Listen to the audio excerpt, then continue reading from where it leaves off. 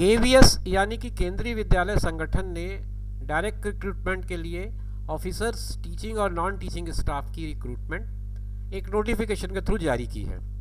दोस्तों नमस्कार, आप देख रहे हैं ज़ीरो पीरियड। ज़ीरो पीरियड के इस वीडियो में स्पेशली हमने वो इन्फॉर्मेशंस कलेक्ट की हैं जो केंद्रीय विद्यालय संगठन ने पिछले दिनों जारी किया है। वो डिटेल्ड एडवर्टाइजमेंट हम आज आपके साथ डिस्कस करेंगे, जिसमें ऑफिसर्स के साथ साथ टीचिंग और नॉन टीचिंग स्टाफ की जो रिक्वायरमेंट है केंद्रीय विद्यालय संगठन को, उसकी डिटेल्स क्या हैं और किन किन सब्जेक्ट्स में आप अप्लाई कर सकते हैं, वो सारी बातें इस वीडियो में डिस्कस करेंगे।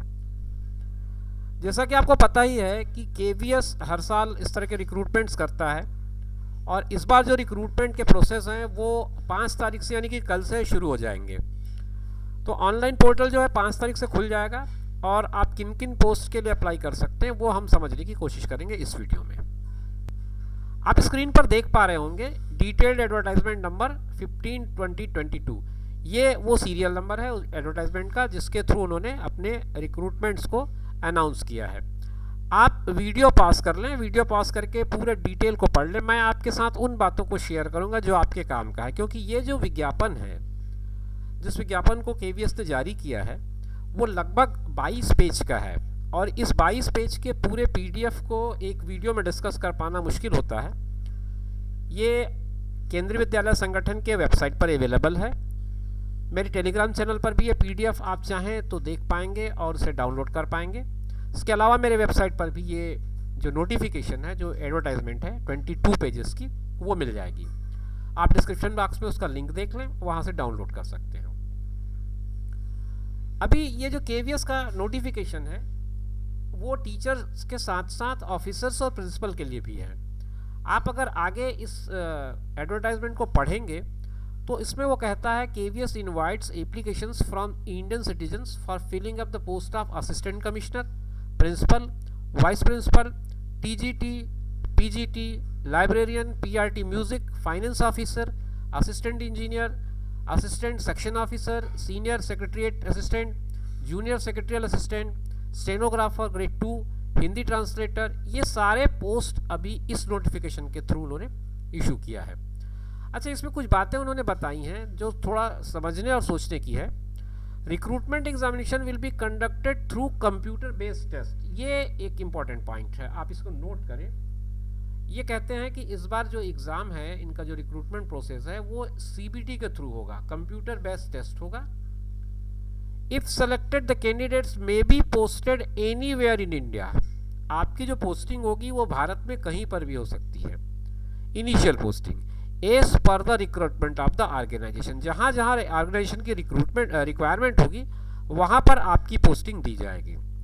Detail of post and category will break up of number of tentative vacancy includes actual as well as anticipated vacancies on account of retirement or promotion etc etc।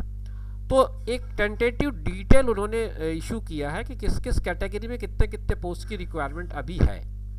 Assistant commissioner की total 28 unreserved post हैं और OBC की 14 post है, SC की 7 है, ST की 3 है, total मिलाकर के 52 पोस्ट है। ये असिस्टेंट कमिश्नर में है।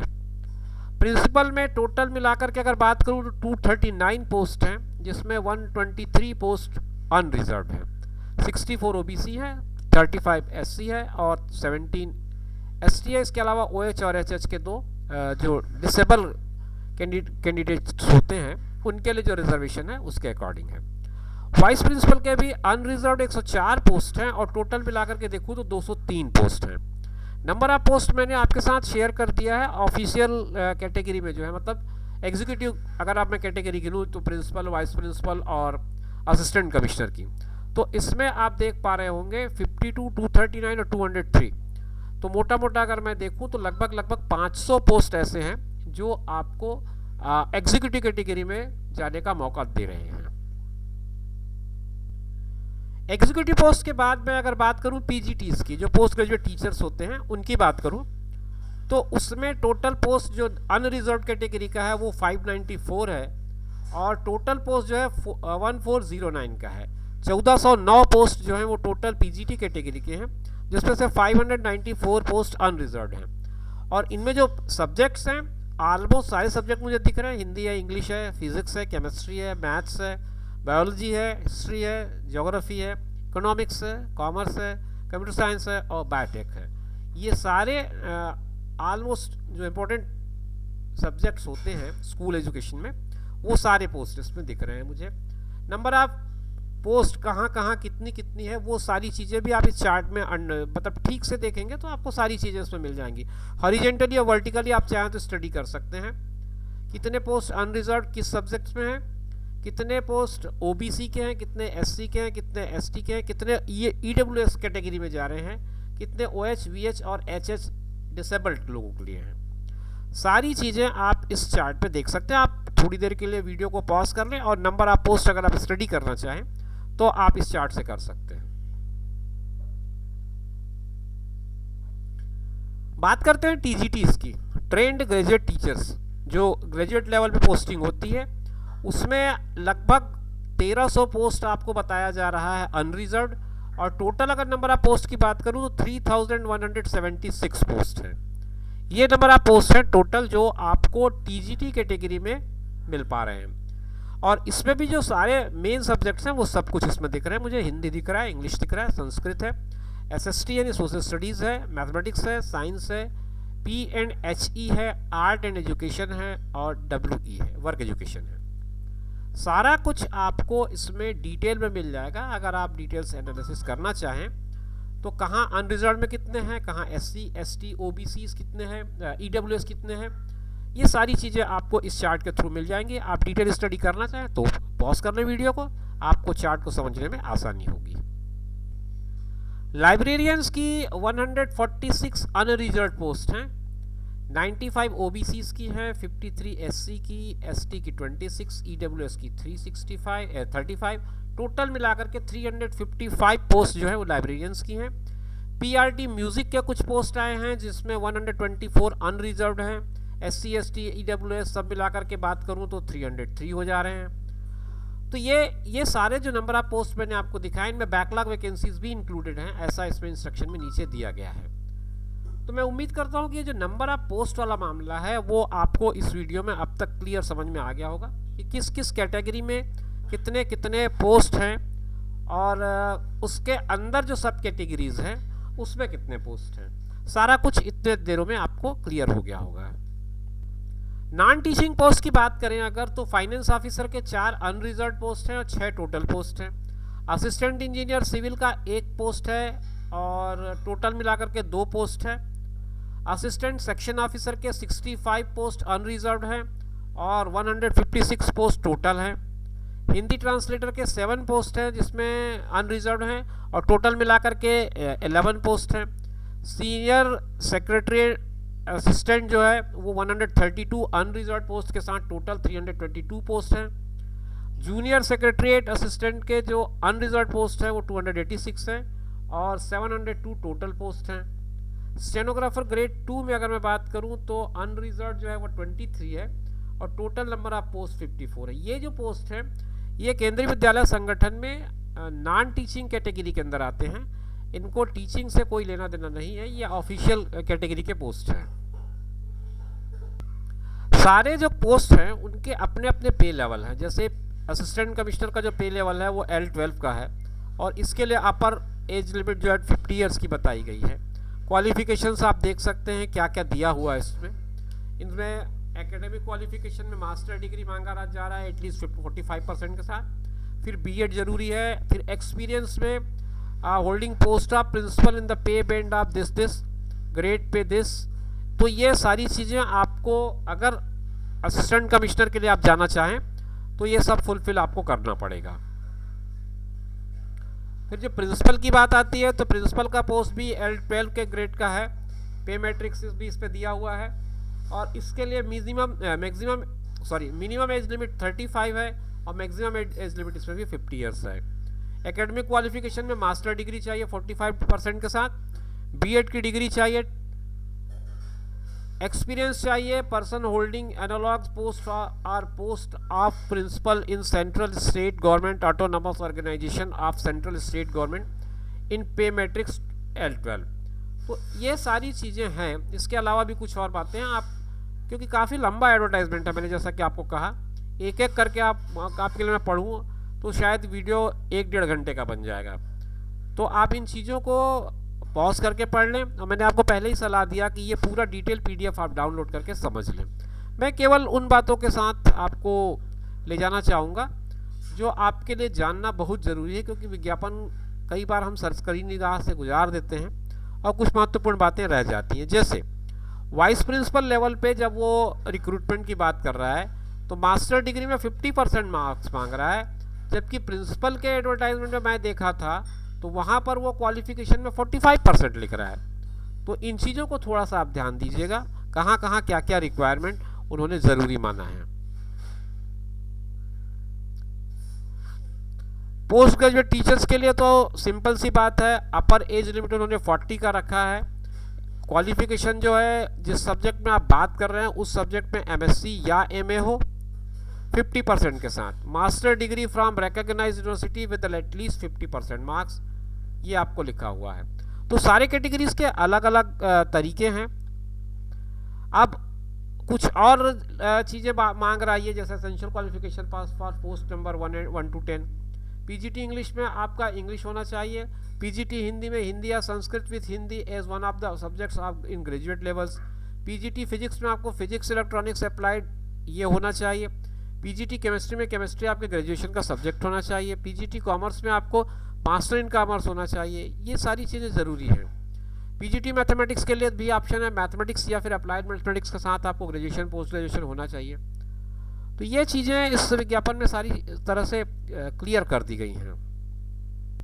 जो नॉन टीचिंग पोस्ट हैं उनमें लाइब्रेरियन का जो पोस्ट है उसके लिए अपर एज लिमिट जो है वो 35 की रखी गई है, और इसमें जो एसेंशियल क्वालिफिकेशन है bachelor degree in library science or graduate with 1 year diploma in library science from recognised university, working knowledge of Hindi and English, ये ज़रूरी है आपको, ये कह रहा है। PRT म्यूज़िक में आपको म्यूज़िक में सीनियर सेकेंडरी स्कूल के अलावा competence to teach through in English and Hindi both.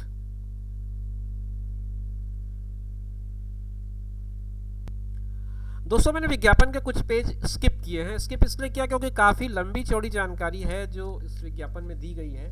Her subject का सब्जेक्ट वाइज एनालिसिस किया है कि किसमें क्या रिक्वायरमेंट है, तो वो इस वीडियो में पॉसिबल नहीं हो पा रहा है मुझसे, काफ़ी वक्त लग जाएगा इन सबको डिटेल में डिस्कस करें तो कुछ मुख्य बातों पे और आ जाते हैं। मोड ऑफ सिलेक्शन क्या होगा आप ये पढ़ सकते हैं।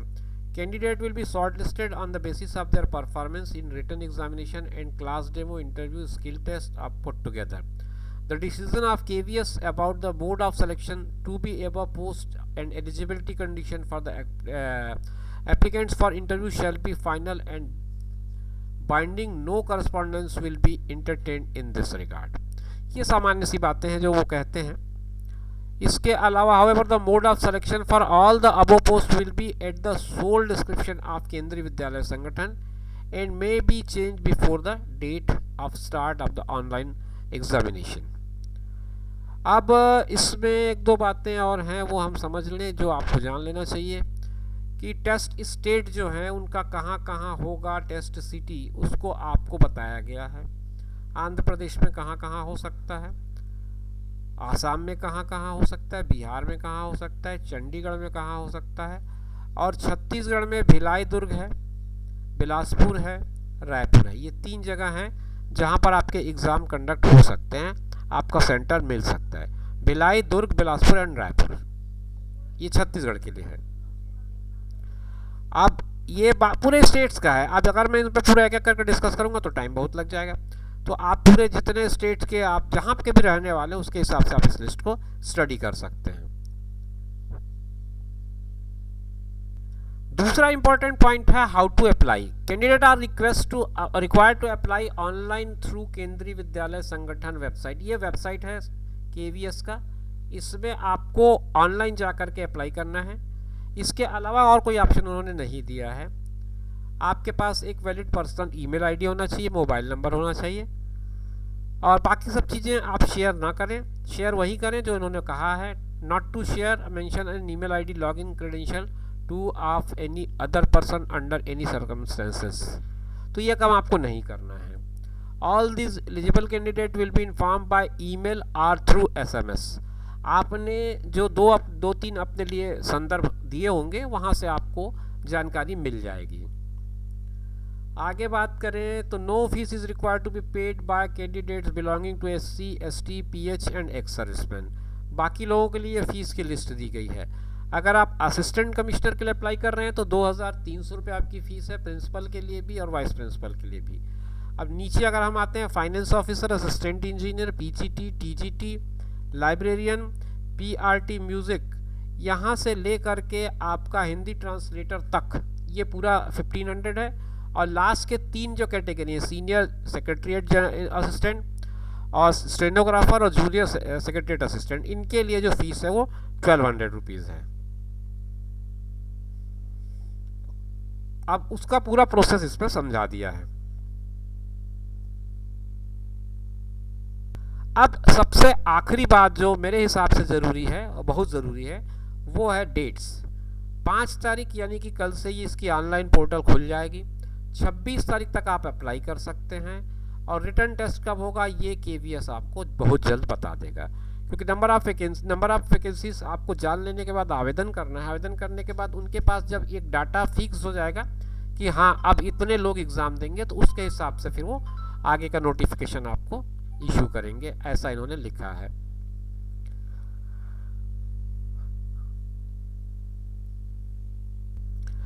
तो दोस्तों ये थी विस्तार से जानकारी केवीएस के तरफ से जारी किए गए जो विज्ञापन हैं उनमें छिपी हुई मुख्य बातों की। केंद्रीय विद्यालय संगठन अनेक तरह की वैकेंसीज लेकर आया है, अच्छे अवसर हैं, अच्छा मौका है आप लोगों के लिए, चाहे आप पीजीटी, टीजीटी या पीआरटी म्यूज़िक के बारे में बात कर रहे होंगे या फिर आप लाइब्रेरियन के लिए तैयारी कर रहे हो। इसी तरह के इन्फॉर्मेटिव वीडियोस के लिए आप हमारे चैनल पर बने रहिए। अगले वीडियो में फिर आपसे मुलाकात करेंगे, बात करेंगे। तब तक हमें दीजिए इजाज़त। आप अपना ख्याल रखें, साथ में उनका ख्याल रखें जो आपका ख्याल रखते हैं। धन्यवाद।